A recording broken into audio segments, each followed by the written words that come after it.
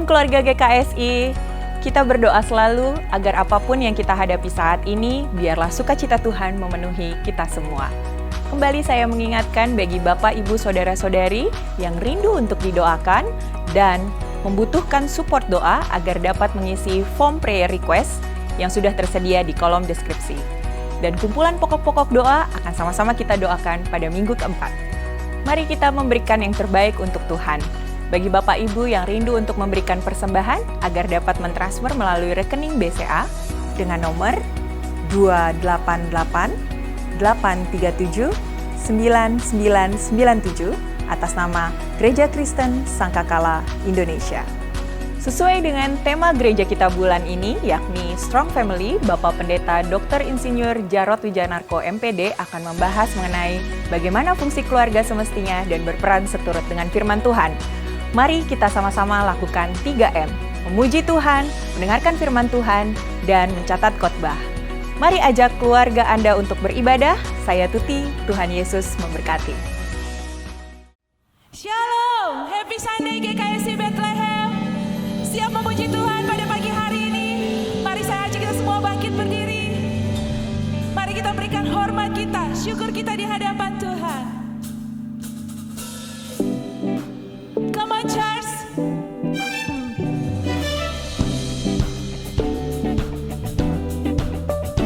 Kasih yang begitu besar, lebih kuat dari dosa. Kasih yang menemukanku, selamatkan dan pulihkanku.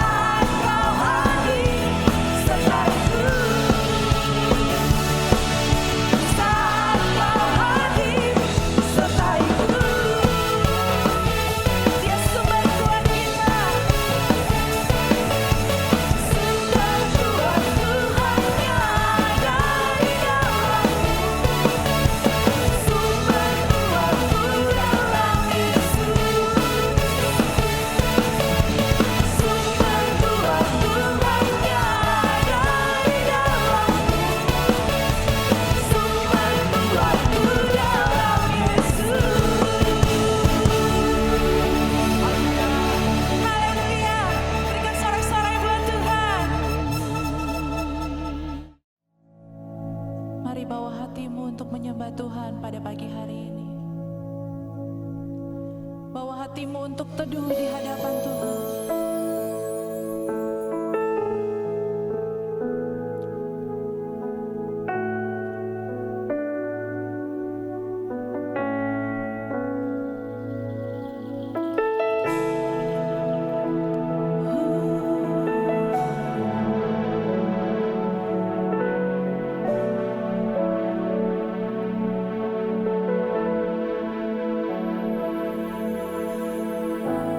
Bapa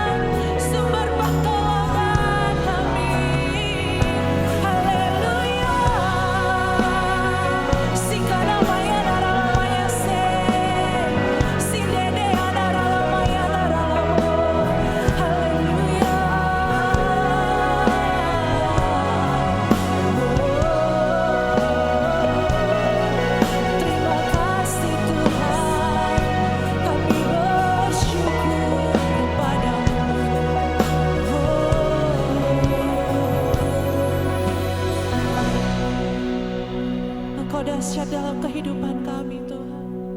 Engkau sungguh luar biasa. Kami percaya Engkau hadir di setiap rumah kami saat ini Tuhan. Engkau yang menuntun kami, menolong kami Tuhan, memberi kekuatan. Mari terus teduhkan hatimu, bawa hatimu menyembah Tuhan lebih lagi.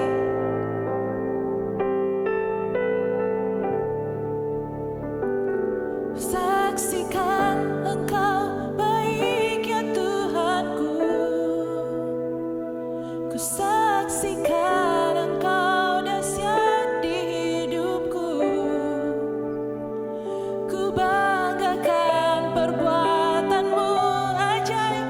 Di segala jalanku ku nyatakan Engkau Tuhan dan Rajaku. Thank you Lord. Kau selalu menolong hidupku. Kau topang aku dengan kuasa-Mu. Dia yang memberi kekuatan. Kau memberi kekuatan. Kau memberi pengharapan. Tak pernah Engkau meninggalkanku. Kau menjaga seluruh jalanku.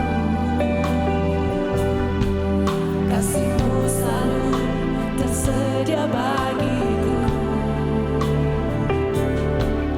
Kau memberi kekuatan. Kau memberi kemenangan.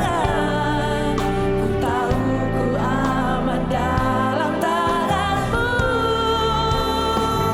Ku saksikan Engkau baik ya Tuhanku. Yes Lord, saksikan Engkau dahsyat di hidupku. Ku banggakan perbuatan-Mu ajaib. Di segala jalanku ku nyatakan Engkau Tuhan dan Rajaku. Ku saksikan Engkau baik ya Tuhan. Engkau dahsyat Tuhan dalam hidup kami. Engkau luar biasa. Engkau baik Tuhan. Ku banggakan perbuatan-Mu ajaib. Di segala jalanku ku nyatakan Engkau Tuhan dan Rajaku. Terima kasih Tuhan, Engkau dahsyat, Engkau luar biasa. Kasih-Mu Tuhan memegang setiap kami.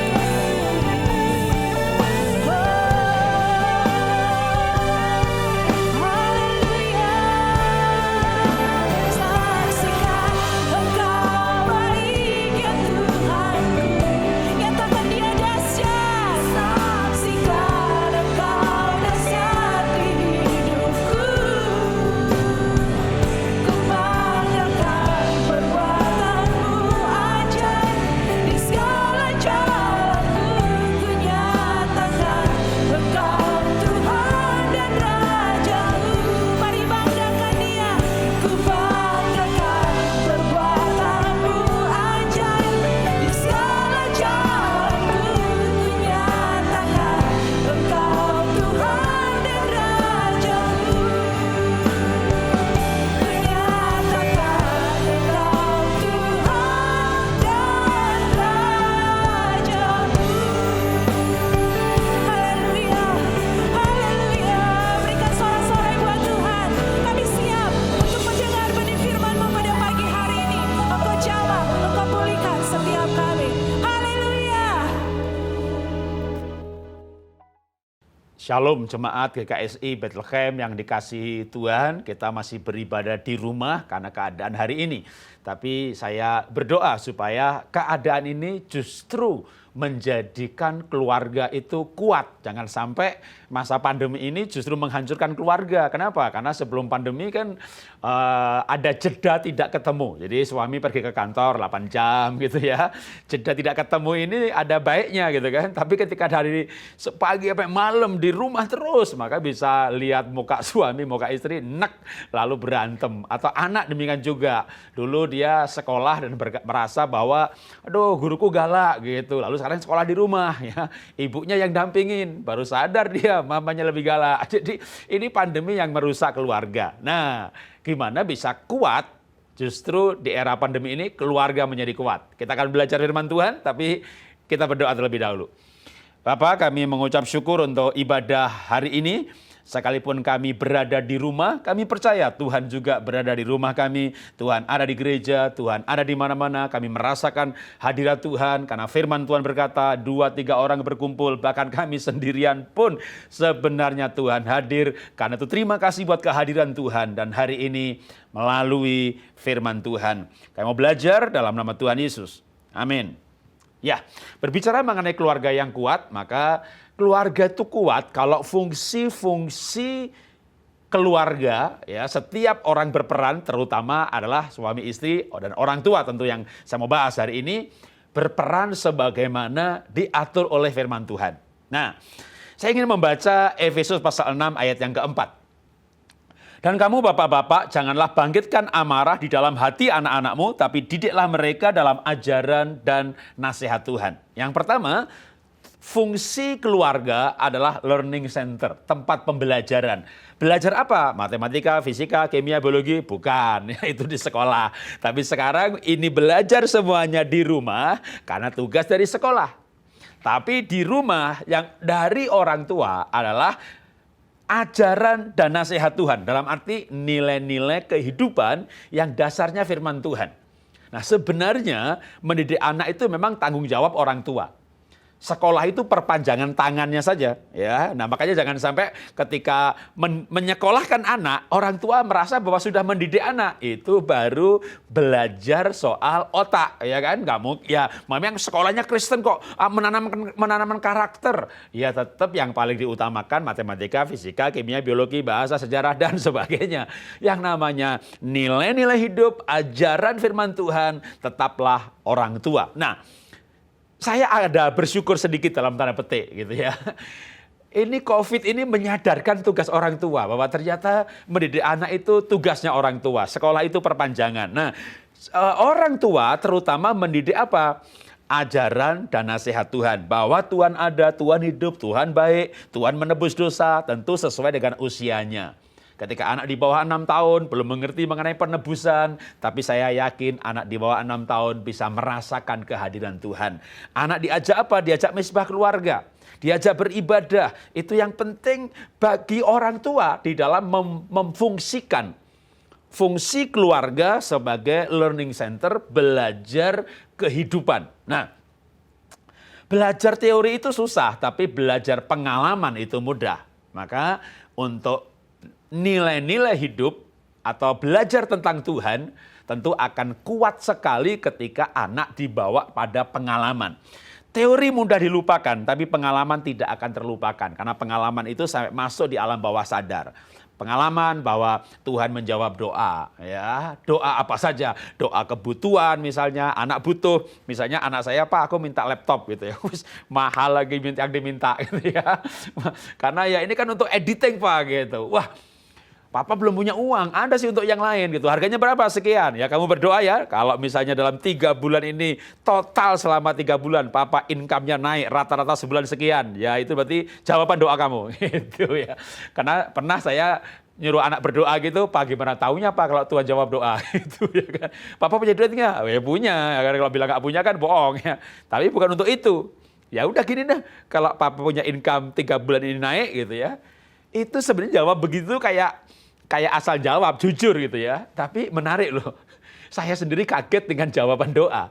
Selama 3 bulan itu, ini kenapa ada kayak bonus tiba-tiba, ya omset tiba-tiba, pemberian tiba-tiba. Ya ketika dijumlah nih, ya sarser dengan jumlah harga laptop yang diminta anak. Jadi bukan hanya anak, saya pun belajar lewat pengalaman bahwa, wow, Tuhan jawab doa sangat nyata banget ya, gitu. Sampai sebegininya sih, gitu. Jadi sampai jumlah berkatnya itu benar-benar yang dibutuhkan untuk hal itu. Nah ini kan malah akhirnya bukan hanya anak, orang tua dan anak sama-sama belajar bahwa Tuhan ada, Tuhan hidup, Tuhan menjawab doa. Nah kadang-kadang tentu tidak selalu ya, kadang Tuhan membawa kita tuh pada pelajaran yang lain.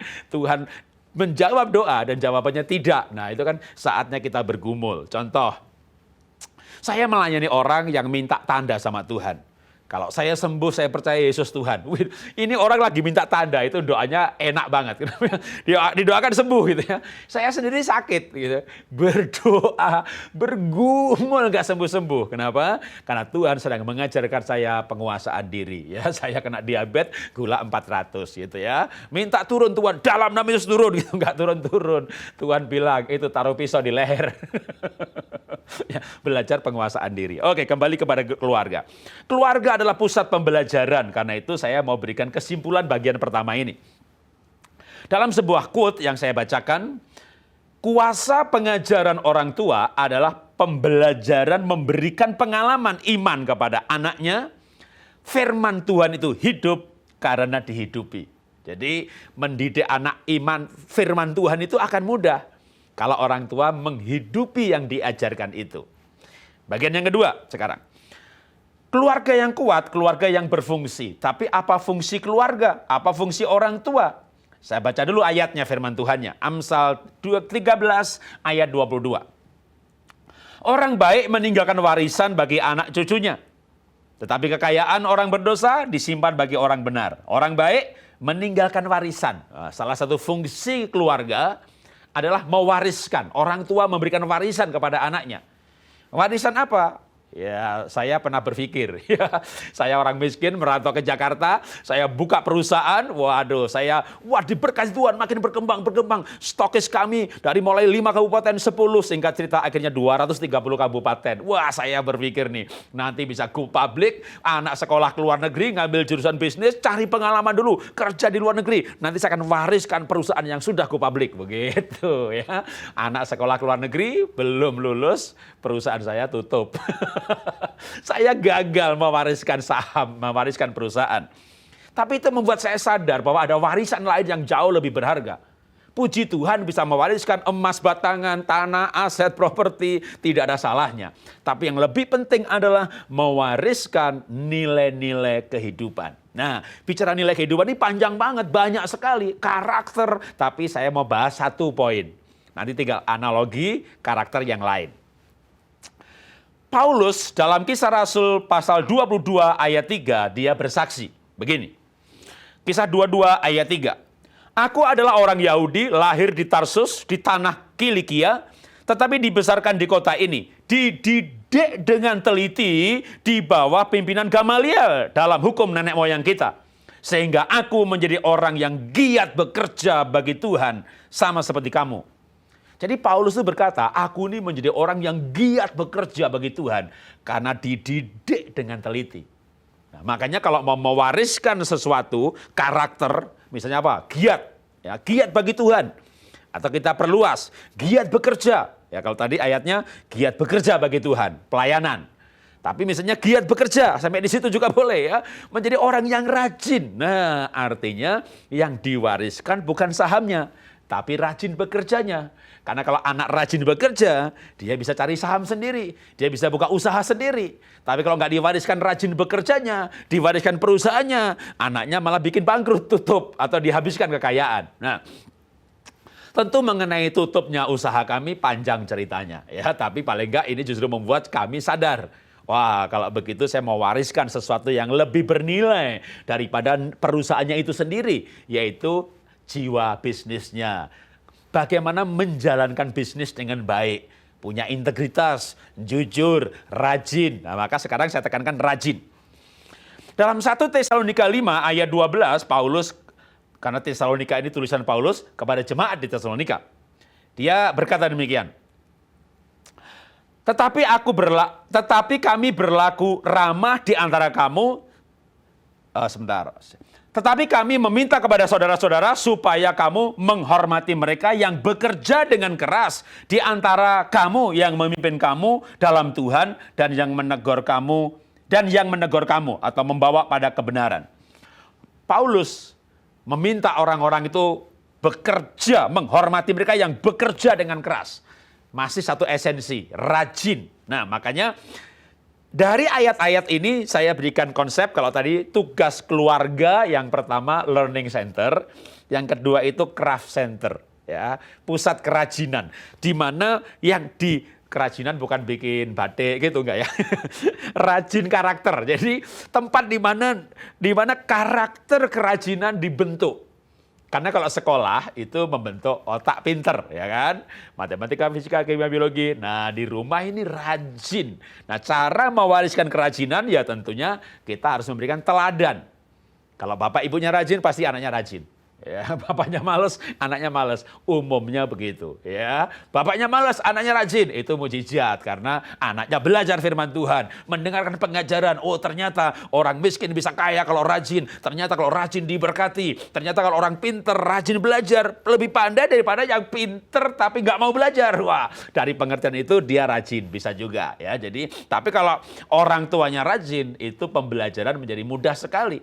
Nah, kenapa saya tekankan rajin? Karena hari ini hari pandemi, masa pandemi, semuanya di rumah gitu ya. Dan mungkin bahkan kena PHK, ekonominya susah, tokonya tutup, duitnya sedikit, pembantu dikurangin. Nah, coba suami istri dua-duanya males, kamarnya kotor, apa nggak berantem ya kan?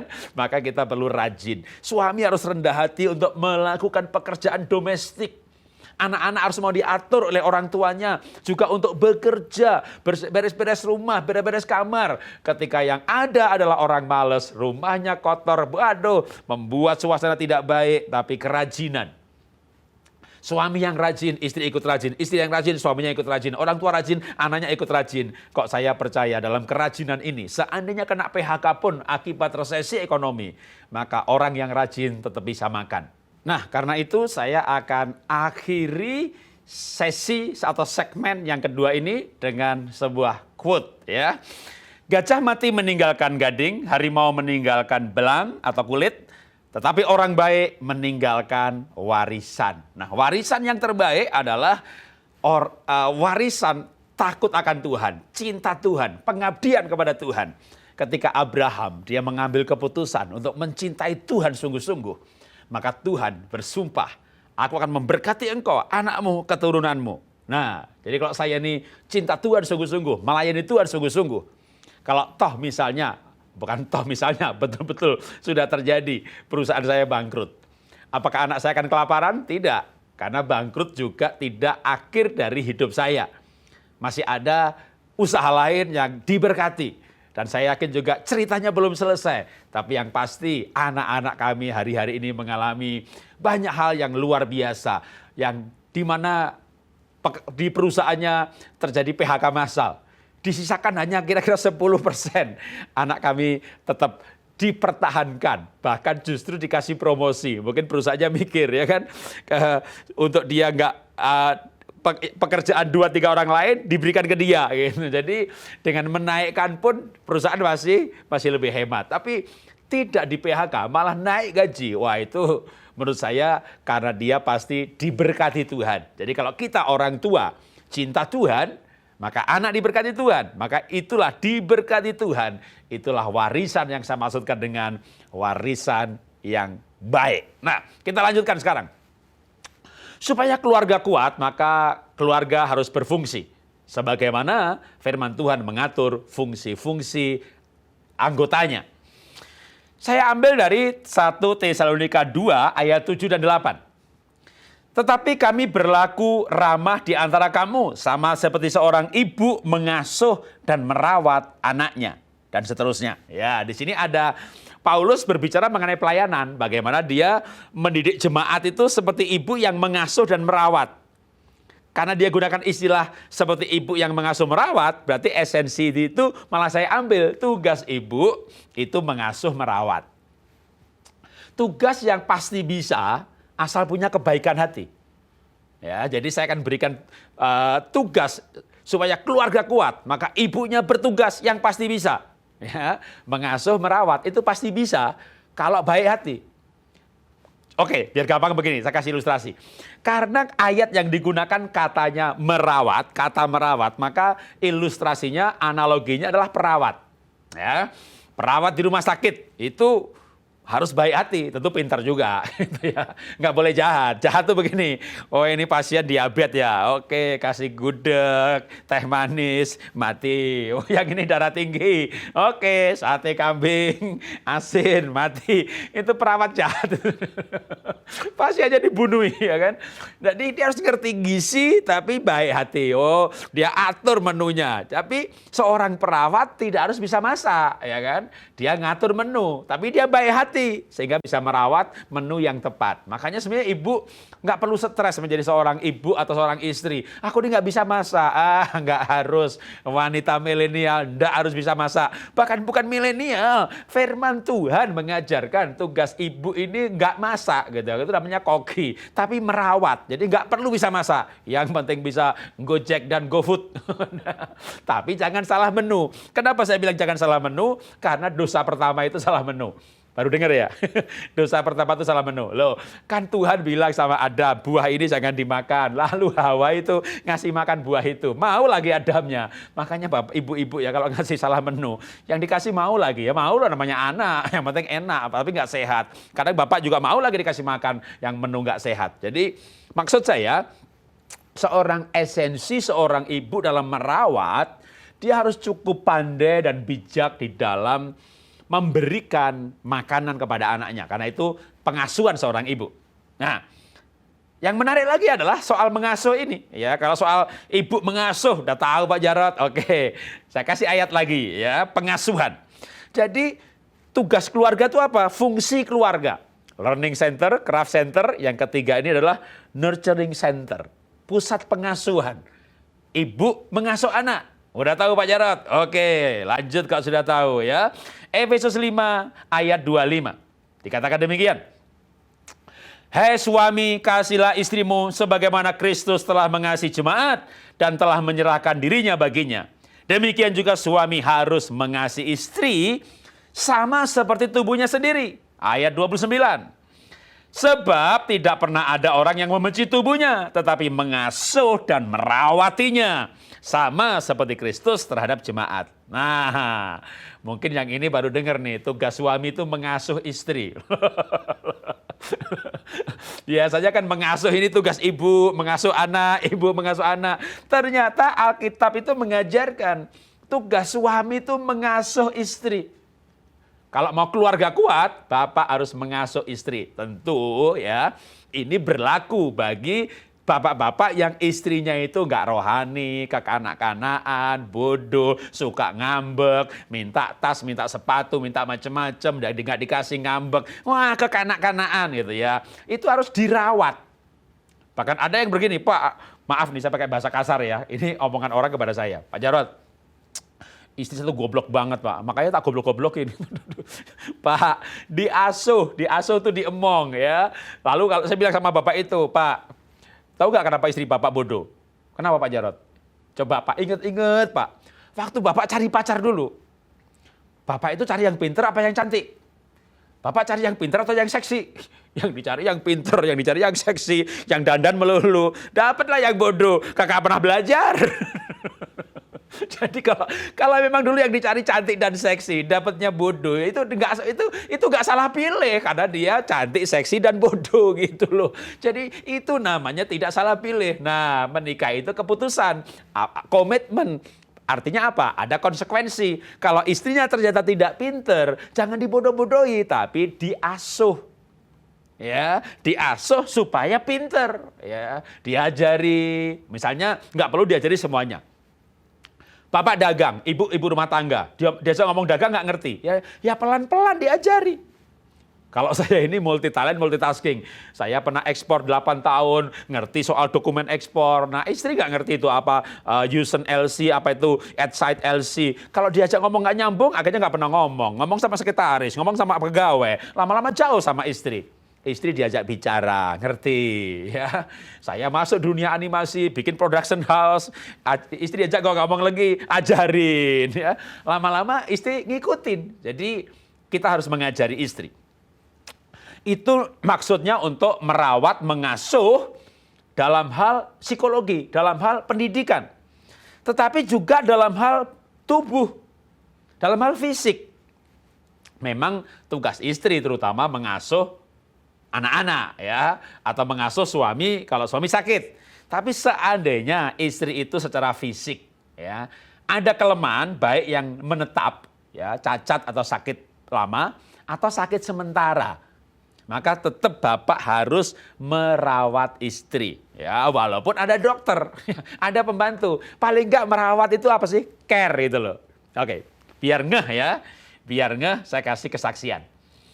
Saya suatu ketika melayani FGB MFI, ya Full Gospel Businessman Fellowship, di mana digabung dengan divisi wanitanya, karena sekarang ada divisi wanitanya. Jadi itu couples.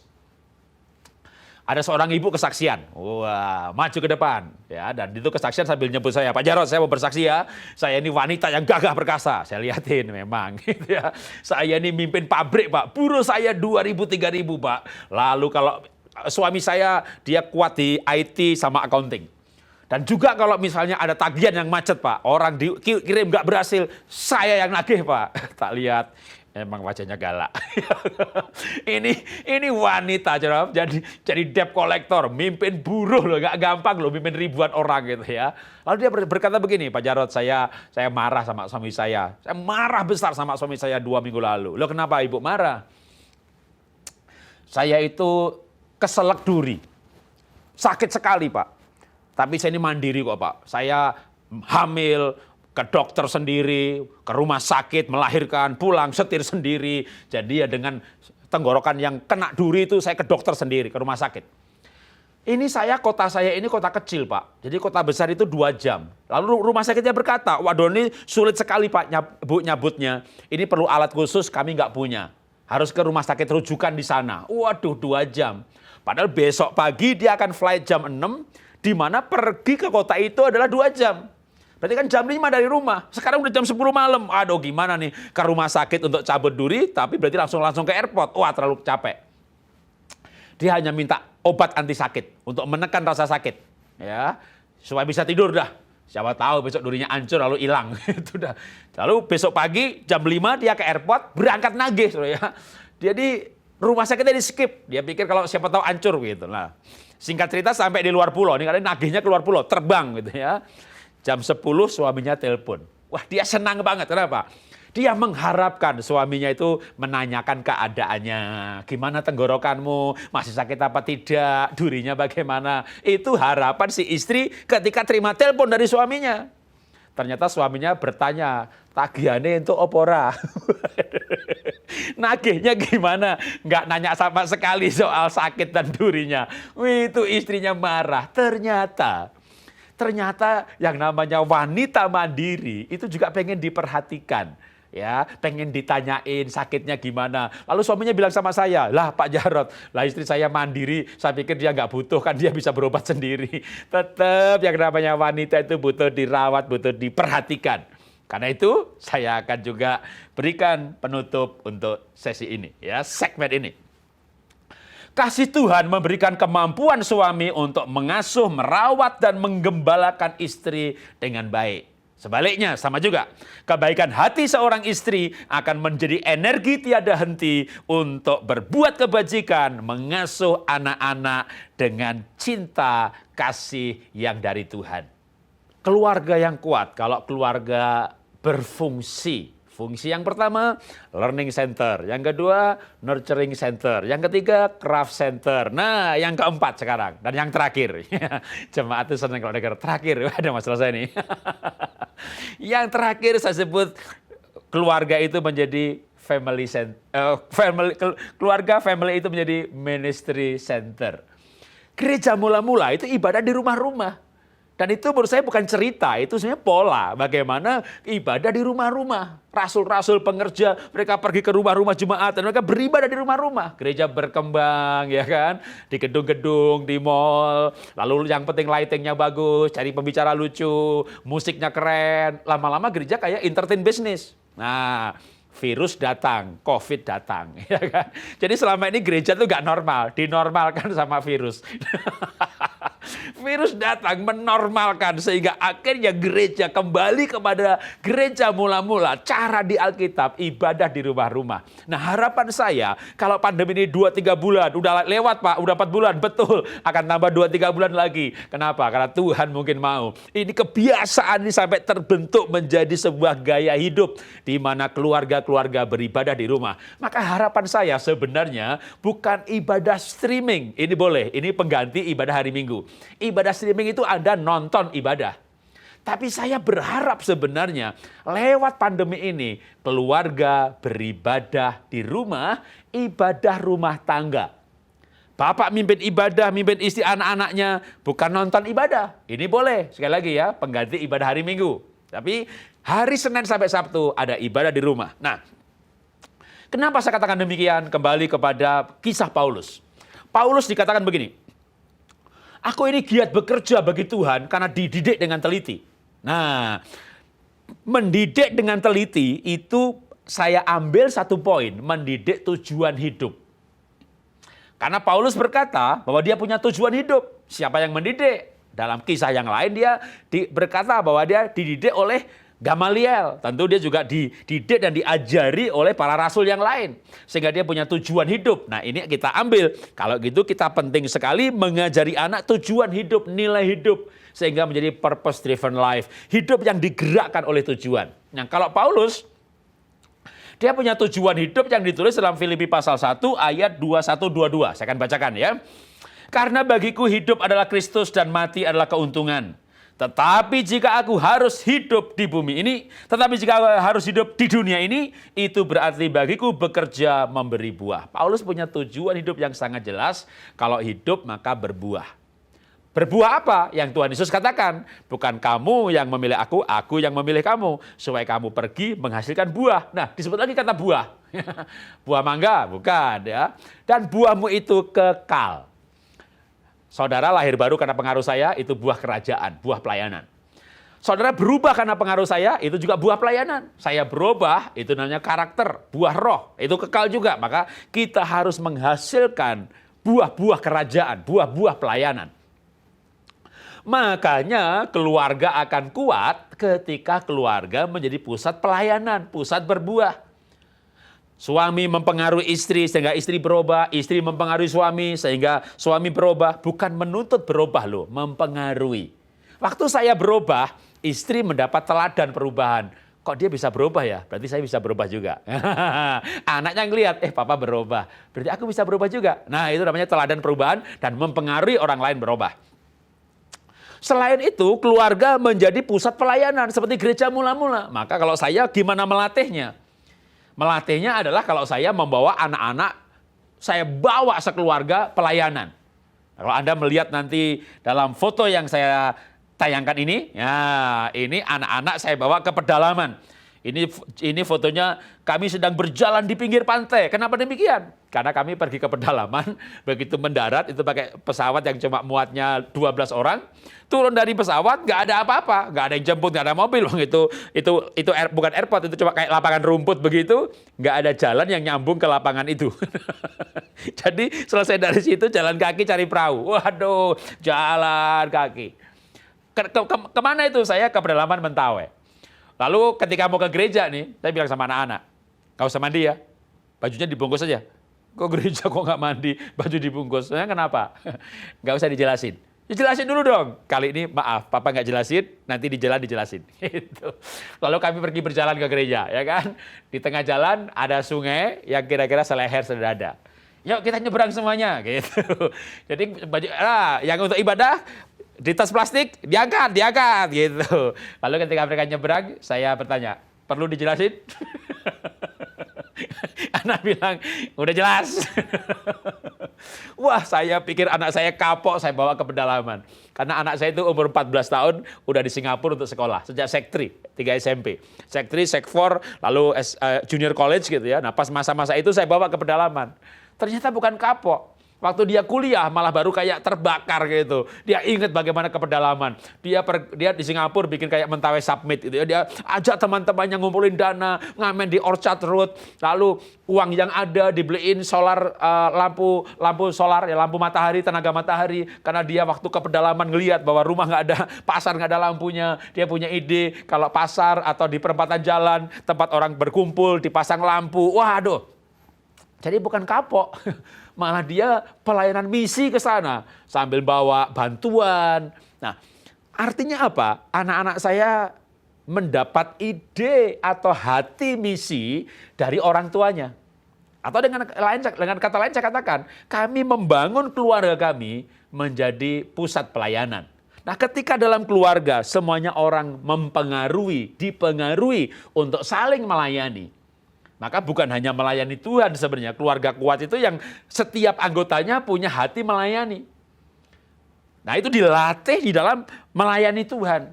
Melayani Tuhan bisa dalam bentuk melayani sesama, di gereja, ya kan? Karena kalau kita di gereja itu kan mungkin mengharapkan apa gitu ya, taunya disuruh-suruh. Suruh beresin kursi, suruh ini, suruh itu. Nah, tapi itu justru membentuk sikap pelayanan. Nah, sikap inilah yang bikin keluarga itu kuat. Ya, karena itu saya akan akhiri dengan sebuah quote, ya. Nilai-nilai firman yang dihidupi indah untuk dikenang dan berharga untuk diwariskan. Mari kita berdoa. Bapa, kami mengucap syukur kami sudah belajar firman-Mu, dan biar firman inilah yang mewarnai kehidupan kami pada masa pandemi ini, sehingga keluarga kami berfungsi. Dan ketika setiap kami berfungsi, itulah yang menjadikan keluarga kami adalah keluarga yang kuat. Terima kasih Bapa, dalam nama Tuhan Yesus kami berdoa mengucap syukur. Haleluya. Amin. Tuhan memberkati. Sebelum kita menyelesaikan ibadah kita, saudaraku, kita menerima berkat yang daripada Allah. Anugerah daripada Allah Bapa, kasih sayang daripada Yesus Kristus, persekutuan di dalam Roh-Nya yang kudus akan menyertai kita dari sekarang sampai selama-lamanya. Oleh sebab itu, diberkatilah kehidupanmu, diberkatilah keluar masukmu, diberkati apa yang dilakukan oleh tanganmu, dan diberkati segala-galanya apa yang engkau perbuat hari ini. Terima kasih Tuhan, terima kasih. Kami menerima seluruh kepenuhan anugerah-Mu, seluruh kepenuhan berkat-Mu.